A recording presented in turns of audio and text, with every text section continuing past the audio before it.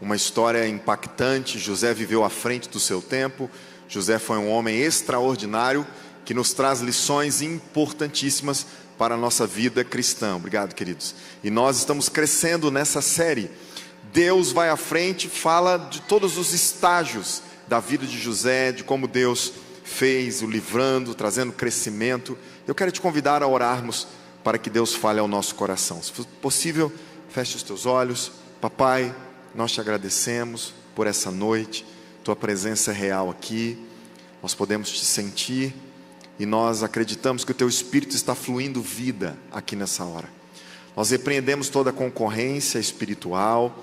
Se porventura alguma obra maligna quiser agir no nosso meio, nós rejeitamos, proibimos em nome de Jesus qualquer ação maligna. E nós declaramos as nossas mentes abertas, os nossos corações focados para recebermos aquilo que vem do céu. Assim eu oro com fé, em nome de Jesus. Você pode dizer amém? Amém. Bom, nós estamos dentro da série com um desafio bíblico de lermos de Gênesis capítulo 15 até Gênesis de número 50. Se você faltou algum dia, reponha lá. Se você não leu ainda, comece. É uma série, é uma leitura que vai te ajudar muito a compreender melhor sobre a série, porque ali tem a história dos patriarcas, começando em Abraão, e vai até a história completa de José. Amém? Bom, nessa série, Deus tem falado muito conosco nas mais diversas áreas e desafios da nossa vida. Se você olhar essa timeline, você vai ver que nós estamos aprendendo com José. Ele cresceu em todas essas circunstâncias. Na semana passada nós falamos quando ele, na primeira semana, melhor dizendo, José no poço, quando ele supera a amargura. José foi jogado pelos seus irmãos num poço para morrer. Depois ele foi vendido como escravo. José era tinha tudo para ser o cara mais amargurado da vida, odiado por aqueles que deveriam amá-lo, mas ele supera isso. Na primeira palavra nós aprendemos algo da palavra de Deus para os nossos sentimentos. Eu aconselho muito, se você não ouviu essa palavra, ouvir, porque ela vai enriquecer muito a tua vida. Na semana passada nós falamos sobre José na casa de Potifar. Ele é vendido e ele vai para lá e ele vira um escravo, mas José serve, trabalha com tanto propósito que ele se destaca. Então nós aprendemos semana passada princípios poderosíssimos para aplicarmos no nosso trabalho, e isso vai ser muito relevante se nós vivermos. Hoje, quando José está na casa de Potifar, ele é tentado pela mulher de Potifar. Nós vamos falar sobre cultivar integridade na tentação. Semana que vem José vai para a prisão. Você vai descobrir hoje por que ele foi preso. Ele cresce no sofrimento. Na outra, José vai para o palácio, ele lidera com excelência. E na última palavra, José confia na soberania, nos planos de Deus. Amém? Bom, como eu disse, José cresceu em todas essas fases. Inclusive quando ele está lá na casa de Potifar, ele se destaca tanto. José é tão excelente que ele atrai a atenção da mulher de Potifar. O nome carinhoso que demos para ela é Potifera. Daqui a pouco você vai descobrir o porquê.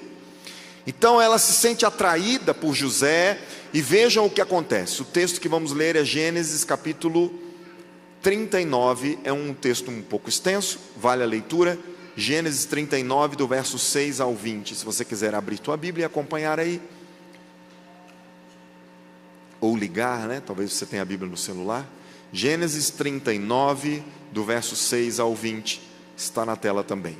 Diz a palavra: assim Potifar entregou tudo o que possuía aos cuidados de José, e tendo-o como administrador, não se preocupava com nada, exceto com o que iria comer. José era um rapaz muito bonito, de bela aparência, e logo a esposa de Potifar começou a olhar para ele com desejo. Venha e deite-se comigo, ordenou ela. José recusou e disse: meu senhor me confiou todos os bens de sua casa, e não precisa se preocupar com nada. Ninguém aqui tem mais autoridade que eu. Ele não me negou coisa alguma, exceto a senhora, pois é mulher dele. Como poderia eu cometer tamanha maldade? Estaria pecando contra Deus. A mulher continuava a assediar José diariamente, mas ele se recusava a deitar-se com ela. Certo dia, porém, quando José entrou para fazer seu trabalho, não havia mais ninguém na casa. Ela se aproximou, agarrou-o pelo manto e exigiu: venha, deite-se comigo. Falei que era Potifera. José se desvencilhou e fugiu da casa, mas o manto ficou na mão da mulher. Quando ela viu que José tinha fugido, mas que o manto havia ficado na mão dela, chamou seus servos. Vejam, disse ela, meu marido trouxe esse escravo hebreu para nos fazer de bobos. Ele entrou no meu quarto para me violentar, mas eu gritei. Quando ele me ouviu gritar, saiu correndo e escapou, mas largou seu manto comigo.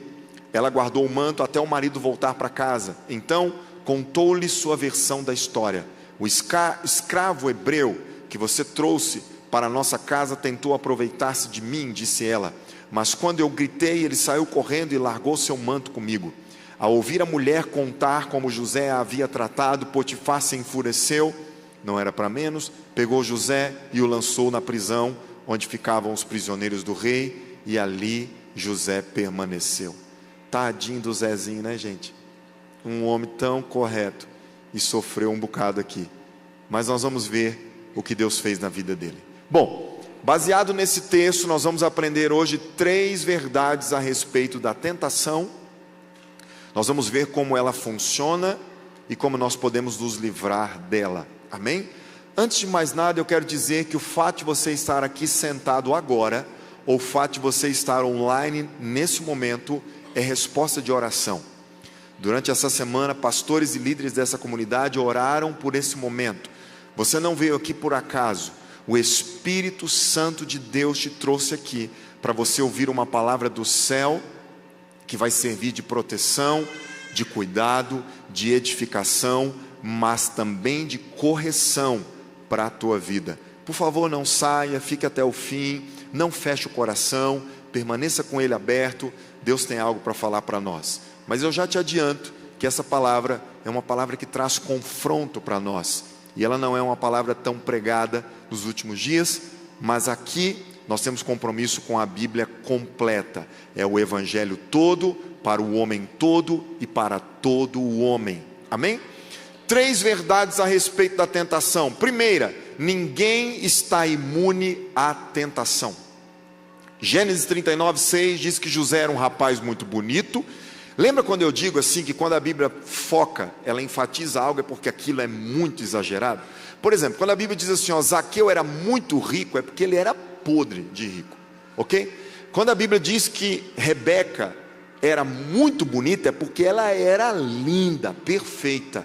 Quando a Bíblia vai dizer que José era muito bonito, ele era o homem, fisicamente falando também, ok? Então a Bíblia diz de bela aparência, e logo a esposa de Potifar começou a olhar para ele com desejo. Venha deitar-se comigo, ordenou ela. Então José, mesmo sendo um homem tão correto, gente, nós não vamos achar na história de José uma falha dele. Isso é impressionante. José é um símbolo de Jesus, eu já falei isso com vocês. José foi muito correto, mas mesmo ele sendo correto, ele passou pela tentação. Por quê? Ninguém está isento de ser tentado. Sabe, a mulher queria que ele se deitasse com ela, e aqui eu quero que você entenda que a mulher de Potifar não era qualquer coisa assim feia desse mundo. Um dia um jovem me procurou e falou assim: pastor, eu estou fazendo uma oração da seguinte forma: Deus me livra das mulheres feias, das bonitas, porque das feias eu mesmo me livro. Olha a oração dele, gente. Pastor, não é difícil para mim me livrar das feias, mas das bonitas é terrível, então eu preciso da ajuda de Deus. Você sabe como é que funcionava aquele tempo? Os reis e os que estavam próximos do rei, eles escolhiam as mulheres que eles queriam casar. Então literalmente eles faziam uma festa com uma fila, com um monte de mulher, e eles iam olhando e eles escolhiam a mais bela aos seus olhos. Então a mulher de Potifar não era assim um monstro, uma coisa, um trem. Se bem que não existe gente feia, tem gente que tem uma beleza mais agressiva, mas todo mundo é bonito. Dá uma olhada para quem está do teu lado e diga para essa pessoa: você é lindo em Cristo Jesus. Amém? Olha aí, teve um marido que já aproveitou para garantir o que não fez a semana toda, já está fazendo agora, né, filho? Demorou, viu? Hoje não resolve mais não, só para a semana que vem. Bom, a mulher de Potifar então era linda, certeza. E ela está lá, ó. Gente, José era homem. José não era perfeito não. Então ele passou por tentação. Nós precisamos entender, todos estamos sujeitos à tentação, e ela pode vir das mais diversas áreas. Olha o que Paulo falou 1 Coríntios 10:12. Portanto, se vocês pensam que estão de pé, cuidem para que não caiam. As tentações em sua vida não são diferentes daquelas que os outros enfrentam. Gente, não existe super-herói, não existe Mulher Maravilha. Todo homem está a um passo da queda. Pastor Carlito Paes fala muito disso. Se você está andando, você está sujeito a cair. A gente nunca sabe qual é o passo que nós podemos escorregar. Por isso que a autoconfiança é o primeiro passo para o fracasso. Tem gente que acha que nunca vai cair. Eu sou imune à tentação. Não, a tentação ela vem para o solteiro, para o casado, para quem é pastor, pastora, para quem é membro. Todo mundo está sujeito à tentação. Jovens, senhores, senhoras, todos. Então o que você não pode é bater no peito e falar assim: eu não caio, eu sou forte. Não. Sabe, vejam o exemplo que Paulo diz: aquele que pensa estar de pé. Cada um de nós precisa manter-se ciência da sua fraqueza. Você tem que saber quais são os seus pontos vulneráveis. Não esconda isso, não ignore. Nós temos fraquezas. Reconhecer a fragilidade é altamente saudável. Olha essa frase do pastor Josemar Bessa: Davi matou um gigante e dormiu com a vizinha. Em cada um de nós há um potencial para o amor heróico e a prostituição. Ore para que Deus não te deixe tropeçar. Não adiantou nada Davi matar o gigante, mas cair na tentação com a vizinha. Ninguém está imune à tentação. Segunda coisa que eu aprendo sobre tentação: a tentação é persistente e progressiva. Ela insiste. Olha Gênesis 39:10. A mulher continuava a assediar José diariamente. Amém? Eu fico imaginando a Potifera falando assim: José, eu estou querendo fazer uma marquinha egípcia aqui, você pode passar bronzeador para mim? José cai fora. Eu fico imaginando a Potifera tomando café e falando assim: José, eu estou me sentindo tão só, meu marido está viajando há um mês, toma café comigo. Ele sai fora. Todo dia, gente, o zap de José despertava 1 da manhã, a Potifera maluca, mandando foto para ele. Ele bloqueou.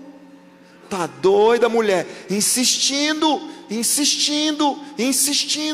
Ei, a tentação ela não para, ela insiste, ela vai tentando se aproximar, tentando descobrir o ponto fraco. É por isso que nós devemos lutar todos os dias. Não abaixe a guarda, não pense que você está bem. Não, agora eu não tenho mais perigo. Não diminua a tua vigilância e a tua atenção. Porque a tentação ela persiste e ela progride.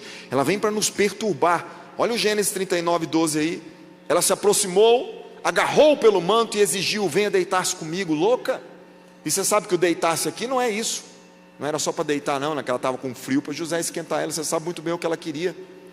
Então a tentação ela vai bater sempre. Pastor, tem gente que me procura e fala assim, homens às vezes, jovens: pastor, por que Deus não tira esse desejo de mim? Não, porque você é humano. Está aí, vai ficar batendo mesmo, é o espinho na carne lá do Paulo, mas a graça de Deus nos basta, e a cada dia a gente tem que correr para Ele. Queridos, tem gente que às vezes está na idade avançada, mas ainda está sendo tentado. É assim, ela é insistente. Terceira coisa que eu aprendo sobre tentação: a tentação promete prazer, mas ela promove prisão. Quando a mulher de Potifar não conseguiu o que ela queria, ela transformou o aparente prazer em dor, em injustiça e prisão. Olha o Gênesis 39:19. Ao ouvir a mulher contar como José a havia tratado, Potifar se enfureceu, pegou José e o lançou na prisão, onde ficavam os prisioneiros do rei, e ali José permaneceu. Ela tentou de tudo, ter uma vida amorosa com José, e quando ele negou, ela tentou agarrá-lo, ele saiu. E ela então reverte aquilo. Então é isso que a tentação faz. Gente, José foi íntegro. José respeitou a mulher do seu senhor. Ele fugiu, mas mesmo assim ele sofreu dano. E essa é uma verdade sobre a tentação. Ela não se importa conosco. A tentação ela promete alegria, satisfação e prazer, mas ela quer destruir a nossa vida. A tentação, ela promete prazer, mas ela traz cadeias. Olhem essa outra frase do pastor Josemar Bessa: Ceder à tentação é como pegar o voo errado. Você pode até aproveitar o passeio, mas lamentará o destino. Ceder à tentação é chegar em um momento de caos. É assim, a tentação ela vai prometer um alívio imediato, ela vai prometer um prazer momentâneo, mas isso tem um alto custo. O prazer fora do projeto de Deus aprisiona e destrói o nosso futuro. Eu quero te mostrar na Bíblia aqui como funciona o pecado através de um processo, para que nós possamos aprender. Quando você identifica como nasce uma coisa, cresce e evolui, você tem mais habilidade para matar no início. Então isso aqui agora é revelador. Tiago capítulo 1, verso 14 e 15. Tiago diz assim: a tentação vem de nossos próprios desejos, que nos seduzem e nos arrastam. Esses desejos dão à luz o pecado, e quando o pecado se desenvolve plenamente, gera a morte. Tiago traz aqui um caminho de como o pecado é gerado. Em primeiro lugar vem o desejo. Gente, ninguém cai do nada. Antes da queda sempre vem o desejo. O pecado começa no coração e não no ato. Preste atenção, o pecado começa aqui, no desejo, vem na mente, não é no ato em si. O pecado começa ali quando você vai alimentando vontades que pareciam inofensivas. É um clique a mais, é uma curiosidade que você foi regando, é um pensamento proibido que foi cultivado, é uma vontade que você vai alimentando no silêncio, e tudo começa com um desejo. Do desejo, Tiago denuncia que depois dele vem a sedução. Nós somos arrastados e seduzidos. O desejo, ele encontra um ambiente favorável. O pecado, ele parece bonito, o pecado parece fácil, ele até parece justificável. Afinal de contas eu mereço, eu fui correto a vida toda, só uma escorregadinha, eu sei que Deus vai perdoar. É um prazer rápido, é uma adrenalina sem culpa. Nós começamos a racionalizar o pecado. Não, ninguém vai saber. Mas Deus está sabendo. Mas Deus é amor, e Deus vai me perdoar. Então eu vou criando, sabe? Eu começo a agir e a negociar com aquilo que eu já deveria ter fugido e matado na raiz.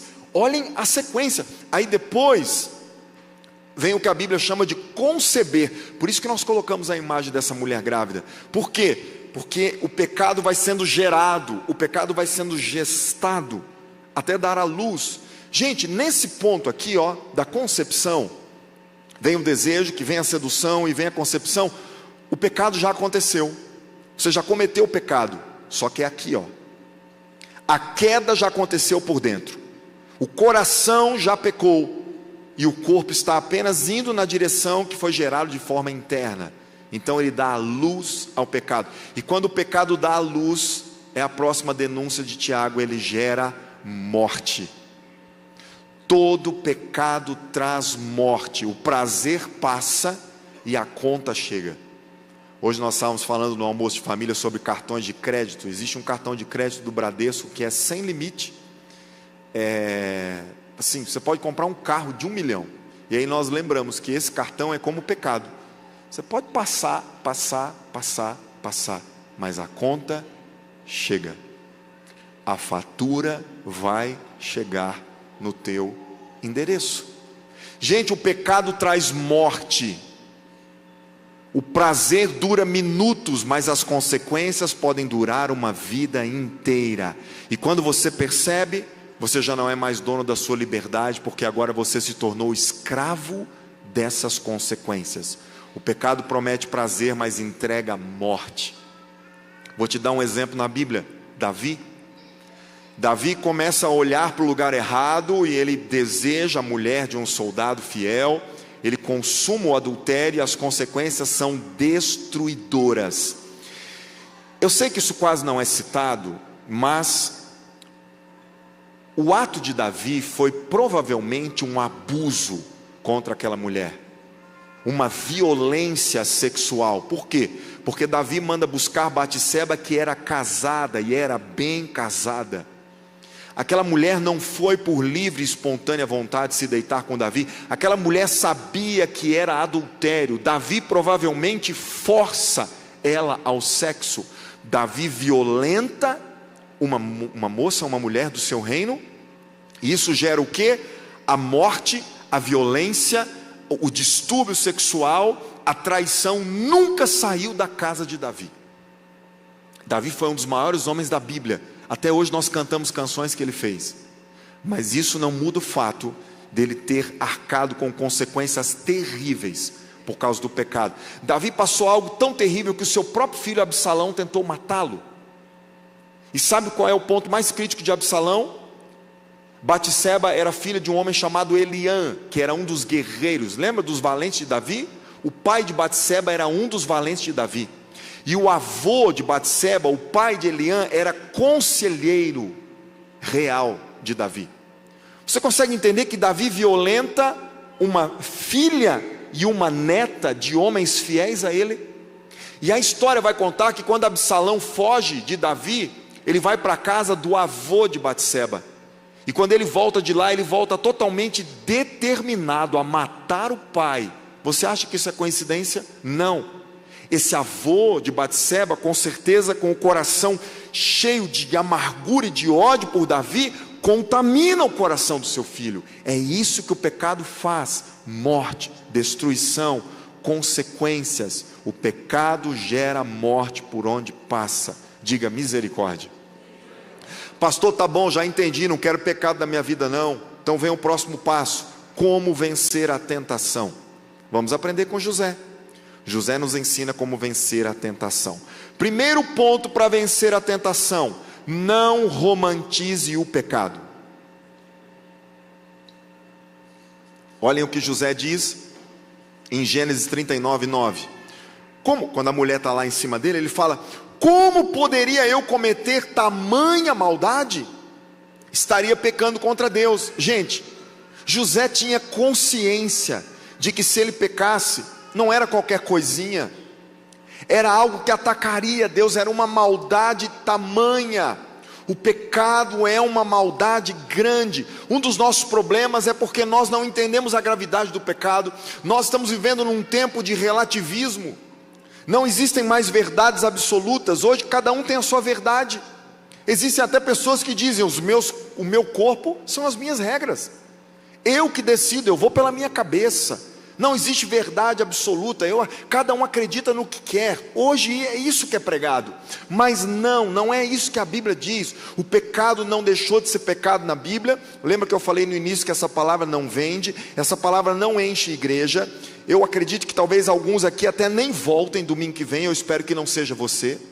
Dá uma olhada para quem está do teu lado e fala para as pessoas: se você não vier aqui semana que vem, eu vou atrás. Fala para as pessoas: eu sei onde você mora. Não foge não. Mas tem igreja que se você pregar isso aqui, ela esvazia. Preste atenção. Tem lugares que se você pregar que pecado ainda é pecado, o povo não quer. Não, pastor, eu acho que isso aí não é não. O pecado é uma tamanha maldade. Ei, preste atenção. Sabe o que pensam hoje? Pastor, um pecadinho não faz mal, Deus me entende, nem vai ser tão ruim assim. Eu já ouvi pessoas falarem: larga de bobeira, Deus é amor. Na hora lá, você acha que Deus vai deixar alguém de fora do céu, mandar para o inferno por causa de uma besteirinha dessa aí? Por causa de um pecadinho desse aí? Deus é pai, Deus vai falar assim: bora cambada, entra todo mundo e tal. Eu não sei que Bíblia esse povo está lendo, porque a Bíblia diz que o caminho da salvação é estreito, não é largo. A porta larga é a outra, que fede e que queima. É essa que o diabo vai estar na porta e falar assim: bora gente, que bom que vocês não acreditaram naquilo que o pastor disse. Vamos, tem lugar para todo mundo. Bora, aproveitem. Pecado é pecado, gera morte, e Deus não vai mudar de ideia. Ei, Jó foi um cara que viveu há 4.000 anos. E sabia que Jó já era tentado? Sabe, ele não acha que o pecado, a tentação é algo somente da nossa geração. Pastor, hoje é muito difícil, porque as mulheres estão terríveis. Tem homem que me procura e fala assim: pastor, as mulheres estão andando nuas na rua. Tem guerreiro que falou para mim que desistiu da academia, porque não aguenta. As mulheres estão indo para a academia nuas. Deixa eu dar uma palavrinha com amor para vocês, irmãs, posso falar? Não falou pode, mas eu vou falar mesmo assim. Ei, ajuda, irmã, ajuda. A coisa mais nobre é ver uma mulher com uma roupa larga, não mostrando suas partes, seu corpo. Você só coloca na vitrine aquilo que está à venda. Teu corpo não está à venda, não mostre.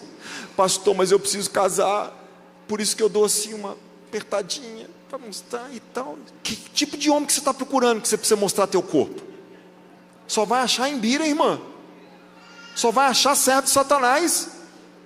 E não é só mulher não. Tem homem aí que tem que passar óleo para a calça entrar. Ela entra e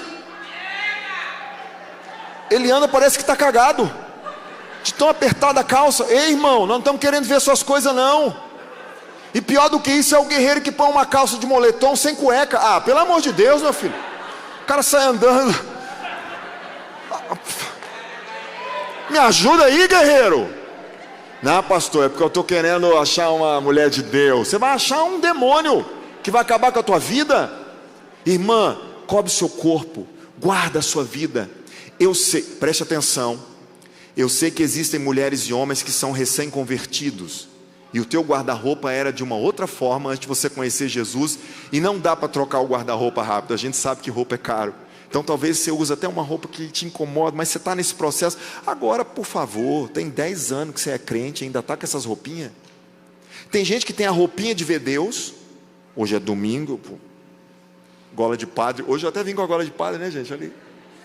Mas tem a roupinha de ver o diabo. Domingo ele põe a roupa de ver Deus. Sexta-noite vai para boate, põe a roupa de ver o diabo. Não pode. Ajuda aí. E senão, ei, homens, nós sabemos, né, as lutas que a gente passa. Então, mulheres, por favor, em nome de Jesus, deixa Deus usar vocês, que a beleza de vocês seja. A Bíblia diz que uma mulher bela, que Deus colocou beleza no corpo dela, mas que não se porta com discrição, é a mesma coisa você colocar uma joia no focinho de uma porca. Bíblia, não acha ruim não? Pastor me chama de porca. Não, você é discreto, você é uma mulher de Deus. Mas aí fora, mas Jó viveu há 4.000 anos, já era tentado? Já. Olha o que ele diz aqui, Jó 31:11. Pois a cobiça é um pecado vergonhoso, um crime que merece castigo. É fogo que tudo consome, levando à destruição, capaz de destruir tudo o que tem. Jó tinha certeza que cobiçar a mulher do próximo, o marido do outro, a casa do outro, é vergonhoso e é um fogo que pode destruir tudo o que temos. Gente, geralmente o pecado sexual nos leva a perdermos tudo. Não romantize. Adultério leva à pobreza física, de dinheiro. Sim, isso é bíblico, isso é real. É um fogo que vai queimar até não sobrar nada. Você não tem controle. Por isso que Jó toma uma atitude radical. Gente, homens, Jó 31:1 é para nós. Olha o que Jó faz. Fiz uma aliança com os meus olhos, de não olhar com cobiça para nenhuma jovem, nenhuma mulher. Olha a oração de Jó, gente. Eu faço um pacto, eu não vou olhar com desejo físico por nenhuma mulher. Ah, pastor, mas é difícil demais, porque eu estou solteiro. Você está falando isso aí que está casado, não sei o quê. Todos nós passamos pelas mesmas lutas, bem guerreiro. Você achar que vai casar e vai passar isso. Homem não deixa de ser homem. Os hormônios estão aí, o negócio. O que você tem que fazer? Tem que ser radical. Estabeleça limite, faça barreiras de proteção. Eu não posso cair, de Jó. Então ele estabelece, ei, isso é para homem e para mulher. Não relativize, não amenize. O pecado sempre será terrível e destruidor. Não é porque você acha que não é pecado que vai deixar de ser. Ah, pastor, eu acho que isso aqui Deus não importa não. Não é porque você gosta de uma coisa que Deus vai permitir. Se fere a santidade, o propósito de Deus para a tua vida, é pecado. Ei, igreja, eu falei que eu ia pregar umas coisas aqui que não se prega muito. Sexo fora do contexto do casamento é pecado. Adolescentes, jovens, adultos, solteiros que estão transando e chamando isso de amor, A gente está tendo relação sexual porque a gente se ama, pastor, e Deus é amor, Ele perdoa, Ele entende. Não, isso não é amor. A Bíblia chama de fornicação, é pecado e gera morte e gera destruição. Se você tem relações sexuais com a sua namorada, vocês não estão tendo uma vida amorosa, vocês estão tendo uma vida pecaminosa. É Bíblia, gente. Mas todo mundo faz. Você não é todo mundo. Mas hoje está normal. Não, a Bíblia não muda. E igreja, o pecado é rebeldia contra Deus. A verdade precisa ser ensinada. Eu disse que talvez alguns não vão voltar depois de hoje, mas pelo menos você veio aqui. Você não vai poder sair, falar que não ouviu, tá? E não levanta não. Quem levantar agora está entregando aí que está bravinho. Tem mais. Acabou não. Ei, não podemos deixar de falar, gente, porque isso aqui é proteção para você. Pastor, você vem nervoso hoje? Não, nós estamos orando sobre essa palavra, essa série há dias. Isso aqui veio do coração de Deus para o nosso. De Deus para o nosso coração. Deixa eu te fazer uma pergunta. Você está lá na sala da tua casa, de repente começa um fogo a queimar o tapete da sala. O que você faz? Prega, gente, para mim? Não, eu vou deixar queimar um pouquinho para ver se vai queimar o tapete todo. Pegou no sofá, pegou no rack. A TV está queimando. Não, você corre e apaga. Assim é o pecado. Mata ele pequeno, destrói ele ali na raiz. Não deixa, fuja. Amém, queridos? Faça um acordo com os seus olhos de não olhar. Olha essa frase de Charles Spurgeon. Ele diz que pequenos pecados são como pequenos ladrões, abrem portas para os maiores. Pastor, é só uma pornografia light. Sabe o que é a pornografia light? É o que o Instagram entrega.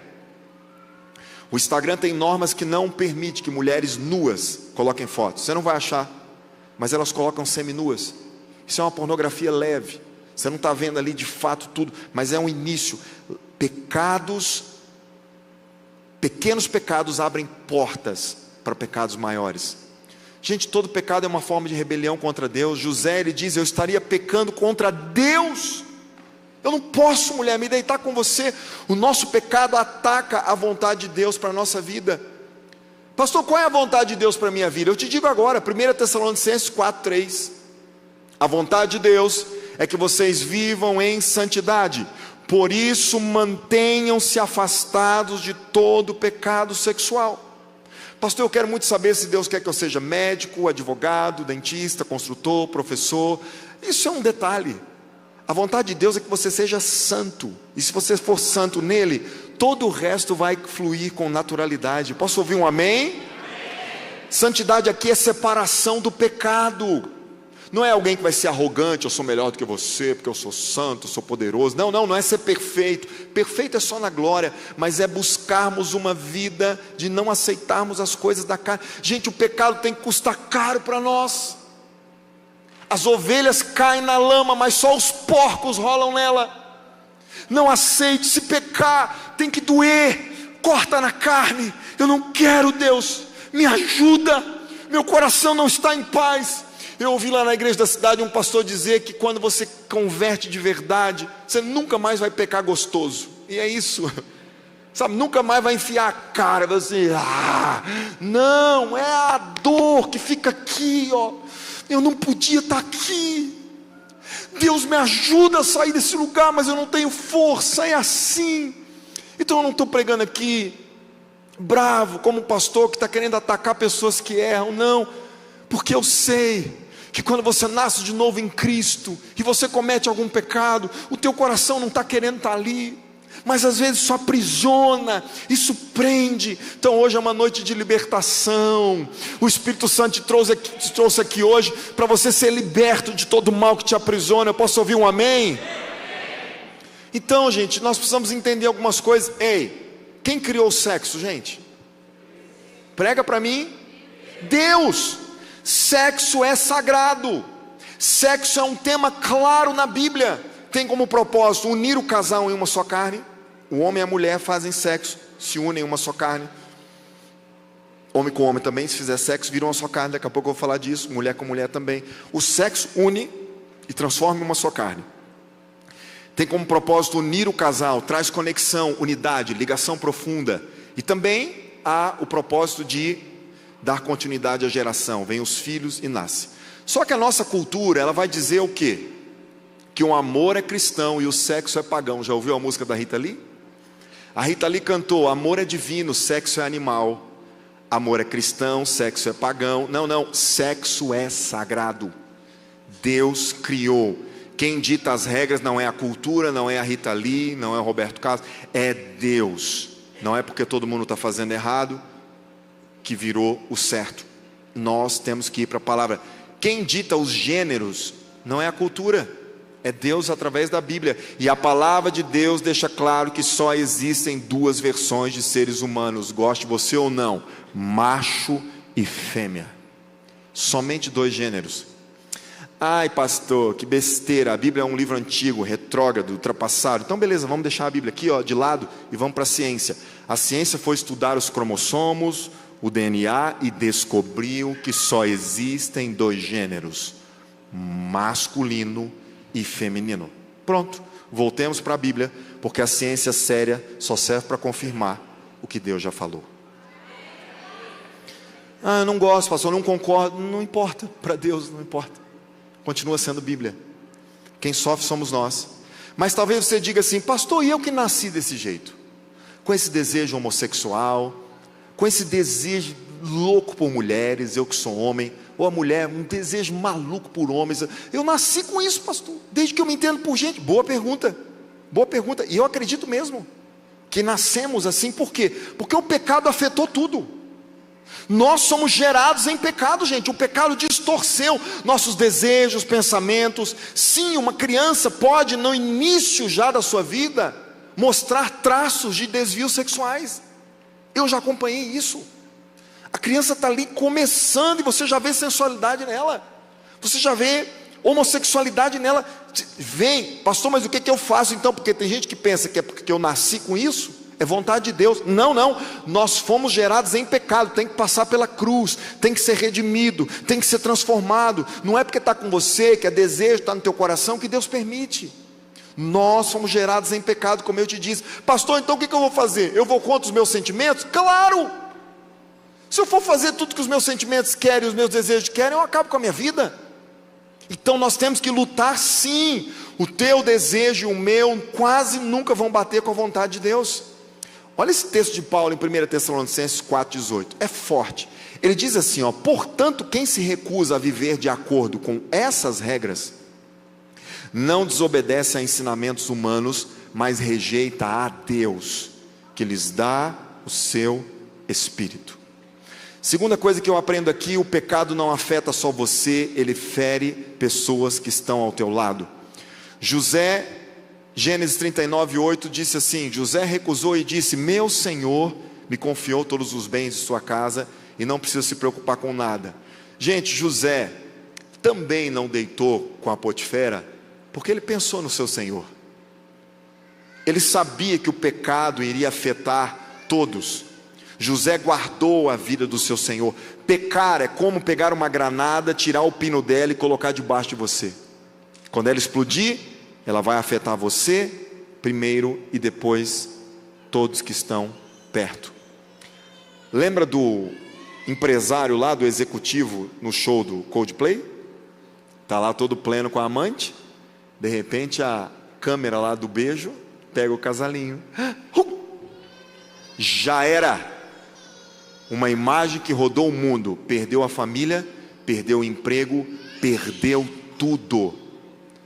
Todos que estavam ao redor dele foram afetados. Mas era só um showzinho com a amante. O pecado afeta todos ao nosso redor. Terceiro ponto: fuja da imoralidade. Gênesis 39:12 diz que José se desvencilhou e fugiu da casa, mas o manto ficou na mão da mulher. José nem preocupou, ele saiu correndo pelado pelo palácio. Alguém deve ter olhado e falado assim: o que é isso? E José, louca. E ela lá dentro gritando: tarado. Tem alguma coisa errada aqui. Mas José fugiu. Homens, olhem para mim. Pecado e tentação você não enfrenta, você corre. Pastor, mas eu sou forte, eu sou macho. Não, não, pecado a Bíblia ensina a correr. Não encara, não, mas é só uma mensagenzinha. Secretário assim, nem tem nada, é só uma conversinha, não sei o que. Foge, corre, afasta. José saiu correndo. Paulo disse 1 Coríntios 6,18: fujam da imoralidade sexual. Se você enfrentar, você vai cair, porque não existem super-heróis. Mas o que é imoralidade sexual, para a gente fugir dela? A Bíblia define que o lugar seguro e abençoado para o sexo é o casamento entre um homem e uma mulher. O plano de Deus é que um homem se case com uma mulher e eles possam viver nesse contexto o sexo.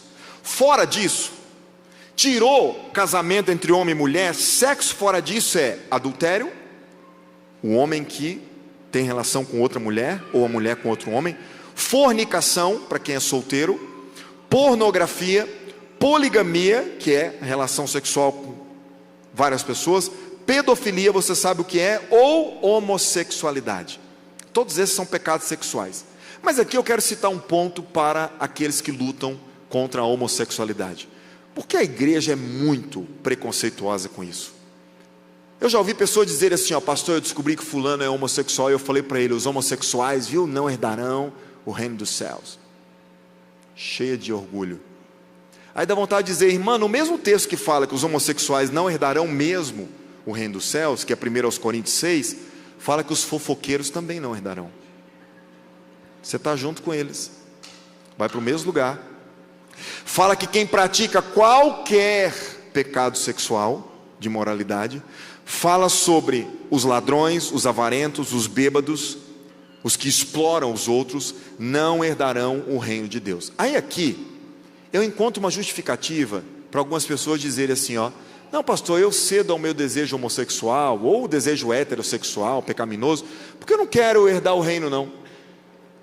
As pessoas querem fazer uma separação entre reino de Deus e salvação e paraíso. Não existe, e eu te provo na Bíblia. Jesus está na cruz, tem um ladrão na sua direita e outro na sua esquerda. Um dos ladrões diz para Jesus assim, ó, mestre, lembre-te de mim quando entrares no teu reino.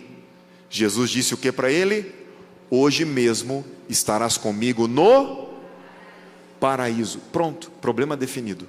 Não existe separação entre reino de Deus e paraíso. Os homossexuais não herdarão a salvação. É difícil pregar isso, porque a gente faz um corte de uma palavra dessa que está sendo transmitida e não vai cortar, pode deixar. Se eu for preso, vocês me visitam, beleza, gente? Só não leva arroz com piqui, porque eu não gosto. Mas precisa ensinar. Mas não é só homossexual não, porque parece que homossexual é uma praga. A pessoa tem desejo, a mulher tem desejo por outra mulher, o homem tem desejo por outro homem. Ah, meu Deus, o que mente está tudo certo, o que rouba do patrão está tudo certo. Não, nós aceitamos, você aqui, você vai mudar de vida, irmão. O cara que tem desejo por um monte de mulher, não, nós vamos te ajudar. Não, homossexual, não, homossexual vai para o inferno. Não, não é pior e não é melhor do que ninguém. Estamos todos buscando libertação. Eu aconselho um homem que me procura, provavelmente ele está até assistindo agora aqui, que luta contra desejos homossexuais. Ele me procurou e disse assim, pastor, eu moro com um homem, eu sou casado com um homem, mas eu sei que isso não é certo. Eu conheço a Bíblia, me ajuda, pastor, ora por mim. Eu ainda não mudei porque eu tô querendo resolver umas coisas da minha vida e tal. Esses dias ele me mandou uma mensagem, disse assim, pastor, larguei do meu marido, pastor, agora eu estou morando sozinho, eu acho que eu vou até congregar aí com vocês. Eu falei, oh, aleluia, vem mesmo, irmão, você vai ser amado, você vai ser bem-vindo aqui. Sim, os homossexuais são bem-vindos nessa comunidade, são amados, são acolhidos, e nós queremos muito que você transforme a sua forma de vida, como nós estamos buscando transformar a nossa. Mas nós não vamos dizer que está tudo certo e que deixou de ser pecado. Nós amamos o pecador, mas não amamos o pecado, porque é Bíblia. Então, por favor, entenda isso. Sabe, queridos, a lista é mais extensa. Fuja, corta o mal pela raiz. Olha o que Davi ensina para Salomão aqui em Provérbios 5:8, 7:8. Portanto, meu filho, preste atenção, nunca se desvie do que irei lhe dizer. Mantenha distância dessa mulher, a mulher adúltera. Não se aproxime da porta da casa dela. O que Davi está falando para Salomão? Sabe aquela mulher lá do adultério? Sabe aquela mulher lá da vida, aquela prostituta? Corre da porta dela. Só que isso aqui era no tempo antigo, quando a mulher adúltera, a prostituta, tinha uma porta. Hoje, qual é a porta do adultério? Está nas nossas mãos. Eu sou do tempo que para você ter acesso à pornografia era só numa banca de revista. Lembra aí? Quem tem mais de 40, você passava assim, ó. Os caras escondiam, o dono da banca não deixava. E a locadora? Tinha um quartinho vermelho. É não, gente? Balança a cabeça não, senão você está se entregando. Entrava, alugava, assistia um filme pornô, gente, uma revista, era dificílimo. Só se um colega pegasse do pai dele lá, para você ter acesso e tal. Hoje, sim, aí eu concordo, hoje é mais difícil. Por isso que nós temos que ajudar mais os nossos adolescentes, os nossos jovens. Não é arrebentar eles não, porque está aqui, ó. Sabe, a sexualidade distorcida está a um clique. O inferno evoluiu, gente, investiu em TI, tecnologias novas, está arrebentando. Então olha só esse quadro. Como que adolescentes fogem da imoralidade sexual? Pega esse conselho aqui, adolescentes. Tenha coragem de ser diferente. Está todo mundo falando para fazer, você não é todo mundo. Quando nós mudamos para Goiânia, os meus pais me colocaram para estudar numa escola pública chamada José Lobo, uma das melhores do Brasil. Para usar droga, para prostituição, Mas meus pais não conheciam nada da cidade, a gente estava ali, é o que deu. Eu tinha 14 anos de idade, mas eu parecia que tinha 6. Minha cara era muito nova. Para vocês terem uma ideia, eles colocaram o apelido de feto em mim. Se me chamar de feto, está excluído. Você é um feto, cara. Você é muito novo. E aí, para lascar, eles descobriram que eu era virgem. Toda sexta-feira eu recebia um convite para ir para uma prostituição, para usar droga. Sabe o que eu fiz? Aí quando eu encontrei com Jesus, eu estava na metade no início do 3º ano do 2º grau. Eu fugia toda sexta-feira no intervalo, pulava o muro para ir embora, porque eu não aguentava eles no meu pé. Cara, eu vou pagar para você. Você tem que conhecer uma mulher, você tem que fumar isso aqui, eu fugia. Adolescentes, fujam, seja diferente, fuja da zoeira que vira cilada. Outro conselho, saiba que todo mundo faz, não é argumento para quem nasceu de novo. Adolescente, atualize a sua alma, alimente a sua alma mais do que seu feed. Está preocupado em pôr fotinha nova, não sei o que, alimenta a sua alma. Como os solteiros fogem da imoralidade sexual? Evite gatilhos óbvios. Você sabe que aquilo lá vai resultar num BO, cai fora. Para de flertar com o pecado, ficar rolando lá o feed, dando aquela espiada comprometedora. Não vai não. Pula. Assuma o controle do seu corpo. 1 Tessalonicenses 4,4 vai dizer que cada um deve aprender a controlar o próprio corpo. Você sabe o que você não pode beirar. Preencha o vazio com santidade, não com pornografia. A pornografia promete prazer, mas ela entrega prisão, ela vai destruir sua vida. Cai fora. Como casais fogem da imoralidade sexual? Invistam na intimidade conjugal. Vamos para cima, gente. Não entenderam não? Eu preciso sempre. Tem de menor aqui, me ajuda. Aproveita. Eu queria que aqui fosse um encontro só de casais agora, para mim gastar mais uma meia hora com isso, mas outro dia a gente faz. Ei, tem uma vida sexual ativa e saudável, guerreiro. Pelo amor de Deus, tem mulher que fica menstruada há 20 dias e o tadinho do marido acredita. Não posso. Mas para com isso, irmã. Deixa o guerreiro armado aí não. Outra coisa que casal tem que fazer para fugir da imoralidade: fecha a porta. Redes sociais, Facebook virou uma miséria. Você entra naquilo, é só lixo. Estão nem respeitando o algoritmo. Então, cai fora. Amizade. Homem casado tem amiga. Como? Você está maluco, filho? Tua amiga é tua esposa. Não, pastor, não tem problema não. Nós tivemos um namorinho quando a gente era jovem, mas a gente ainda fala de vez em quando. Amiga de homem casado é a esposa. Amém? É, as mulheres falam amém forte aí nessa hora. E você, varão, me ajuda. Claro, homens podem ter amigas sim, mas não de ficar trocando mensagem, não de ficar falando. Amém? Guarda o teu coração. Confessa a tentação um para o outro. Está passando uma luta, chega para a mulher, fala: mulher, me ajuda aqui, o negócio está bem não. Trata bem, cuida de mim. Ora juntos por pureza. Ei, deixa eu te falar uma coisa. Na pior fase da minha vida, todo santo dia minha esposa colocava a mão na minha cabeça e dizia: Deus, muda o coração do meu marido. Como isso me ajudou, gente. Eu via Deus agindo através da oração da minha esposa. Faz isso, guerreiro. Tua mulher é tua melhor amiga, ela quer o teu bem, ela quer que você vença. Pastor, se eu contar para minha mulher o que eu passo, ela larga de mim. Ela vai largar de todo jeito se você não mudar. E se isso desencadear num pecado, então aproveita. Pastor Abe Uber disse que quem confessa a tentação não confessa pecado, não confessa fracasso. Orem juntos por pureza. Como pais protegem os filhos da imoralidade sexual? Pai, seja pai e não parça. Você não é o Neymar, meu filho é meu amigão. Não, você é o pai dele. Ensina ele. Tem mãe que acha legal tirar foto com a filha e alguém fala assim: nossa, vocês parecem irmã. É, minha amiguinha. Toma jeito, mulher, você é mãe. Cria essa menina com, sabe, com um braço ali de mãe. Outro ponto que os pais ajudam os filhos: não terceirize a educação sexual dos seus filhos. Fala de sexo com eles. Aí, pastor, eu tenho vergonha. Eles sabem muito mais de sexo do que você imagina. E pode preparar, quando você for conversar, eles vão te dar aula. Meninada está aí, gente.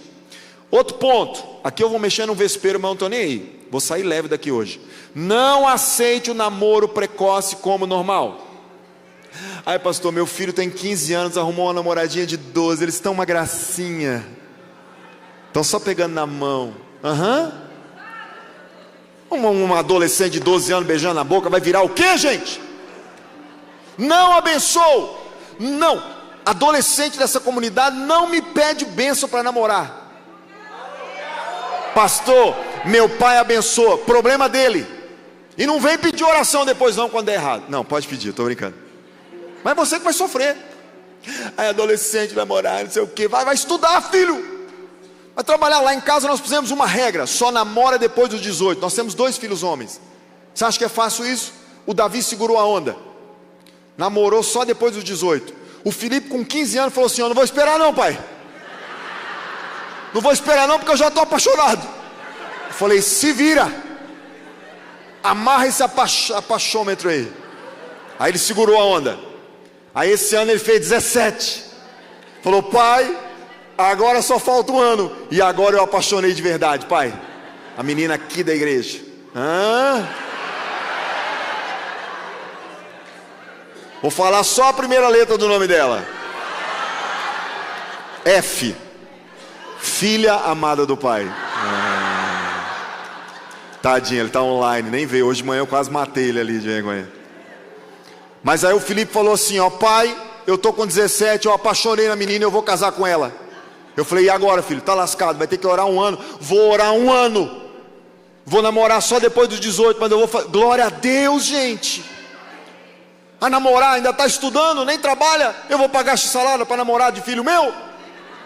Ah, pelo amor de Deus, não pagava nem para mim, porque eu não tinha dinheiro. Quer namorar, vai trabalhar, marmanjo. Então adolescente querendo namorar: não, filho, estuda. Namoro é zica só. Namoro é briga, é ciúme, vai acabar com a tua vida. Só namora quando você puder casar, porque aí é bênção. Fica bravo comigo não, estou falando isso de amor com você. Pai, cuida, porque os abusadores estão aí. Sabe qual é o lugar que os abusadores sexuais mais estão agindo? Nos condomínios fechados. O pai deixa os filhos soltos. Não, é só a turminha aqui. Larga de ser bobo.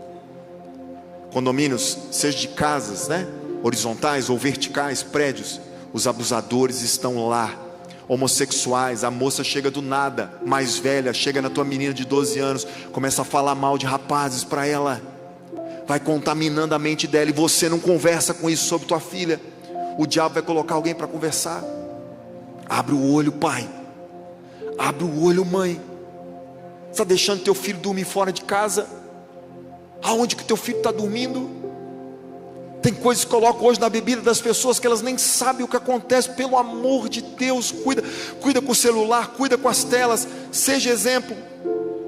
E último ponto desse, eu estou acabando, gente, eu sei que hoje foi um pouquinho a mais, mas aguenta aí. Como que a igreja foge da imoralidade? Encorajando os membros a uma vida de santidade. Ei, essa palavra aqui não é para ficar batendo com a Bíblia na tua cara, dizendo assim, ó, toma, pecador. Não, é para te dizer, nós te amamos e nós vamos juntos fugir da imoralidade.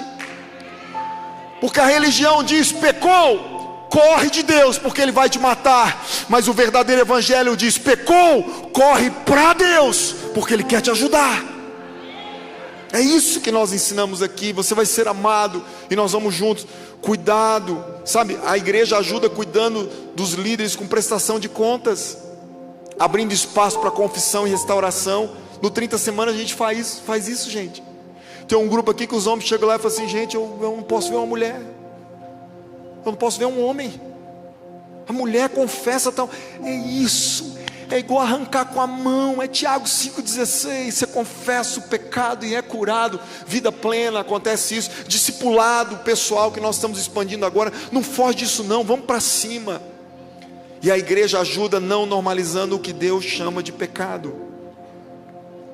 Eu sei que talvez alguns de vocês não voltam mais aqui, mas eu estou pregando com amor, e eu espero que você aceite essa palavra e aceite o desafio de mudar, porque o quinto e último ponto é isso. Como que eu venço tudo, pastor? Corra para o único lugar seguro. Qual é esse lugar? Hebreus 4,15. Nosso sumo sacerdote entende nossas fraquezas, pois enfrentou as mesmas tentações que nós. Quem é o nosso sumo sacerdote? Jesus. Você prestou atenção no que o escritor aos Hebreus disse aqui? Jesus enfrentou as mesmas tentações que nós.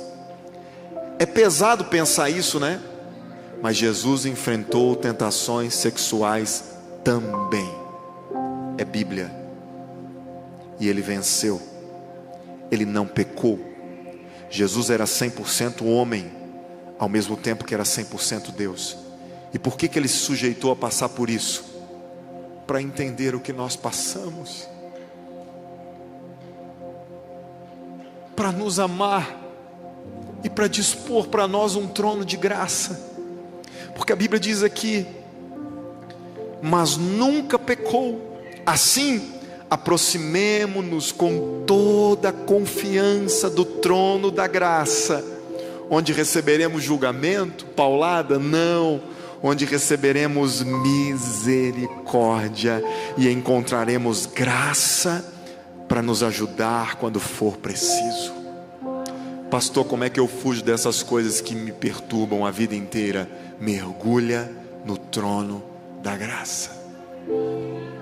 Não é um trono para te condenar, é um trono para te ajudar. Vá para o único lugar seguro. Lá na graça nós encontramos o escape. Aí eu termino te mostrando esse quadro aqui. Pastor, mas por que eu luto com isso há tanto tempo e eu sempre volto? Eu não mudo, eu passo um tempo bom e caio de novo. Preste atenção nesses apontamentos. Porque o arrependimento foi só emoção e não virou direção. Porque você chorou no domingo, mas não fechou a porta na segunda, por isso que volta. Porque você pediu perdão, mas não cortou o ciclo. Você ainda alimenta os mesmos hábitos, frequenta os mesmos lugares, convive com as mesmas pessoas, revive os mesmos gatilhos. O pecado volta porque ainda encontra espaço. Enquanto você não decidir amar mais a presença de Deus do que o prazer momentâneo, o ciclo vai continuar.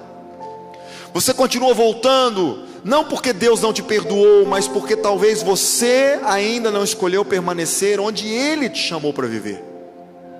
Se o pecado ainda te prende, talvez seja a hora de você fazer a pergunta: quem eu amo mais? A minha carne, os meus desejos ou a Deus?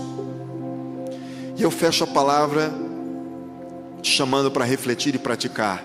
O seu passado pode ser marcado pelo pecado, mas o seu futuro pode ser reescrito pela graça.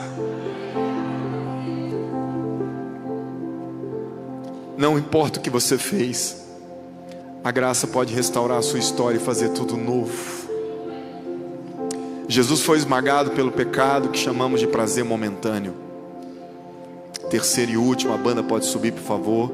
Você não vence o pecado sendo mais forte, você vence andando mais perto de Jesus.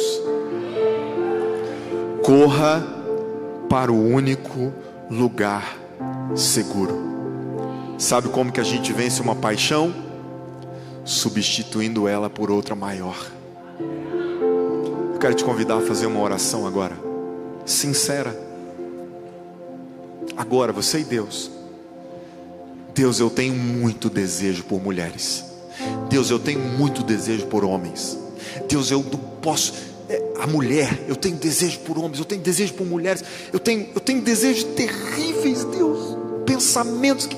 Seja sincero agora com Deus. Se joga no trono da graça. Você vai encontrar um escape para isso. Você vai encontrar uma capacitação sobrenatural. Fica de pé para nós orarmos, por favor. Eu quero te chamar para fazer algo agora muito importante, que é se lançar diante desse trono de graça. Eu não vou te chamar aqui à frente, porque isso seria expor, e não é a intenção.